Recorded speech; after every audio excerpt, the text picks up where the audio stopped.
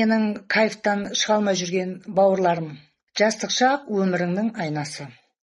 Өтеді де кетеді көзді ашып жұмғанша. Сен ойлайтын шығарсың, бұл кісілердің жасына дейін әлем уақыт бар, бәріне үлгерем деп. Үлгермейсің жаным. 30-40 жастың ортасында дүниеңді тауып, үйіңді салып, алатын көлігіңді алып, бала-шағаңызды тапқызып, тірлігіңнің ретін келтіріп қоймасаң, қалған нәрсенің бәрі әдірем қалады. Сендер ойлайсыңдар ғой қазір, кайфтың түр-түрін көріп жүрсіңдер. Наркоманың бар, игроманың бар, ішетінің бар, жүретінің бар, тұратының бар, лудаман толып жатыр әйтеуір. Кайфтың түр-түрі бар.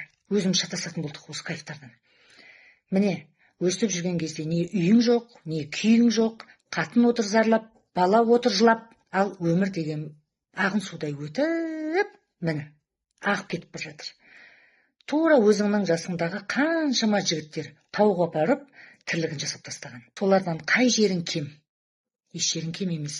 Елің тыныш, отаң орында тұр, туың төбеңде желбіреп тұр. Ал сен жүрсің мамыражай заманда азып, тозып, өзіңді өзің жұлмалап. Сол кайфты жеңген адамды көрген жоқпын мен. Кайф сені жеңіп түбіңе жетеді.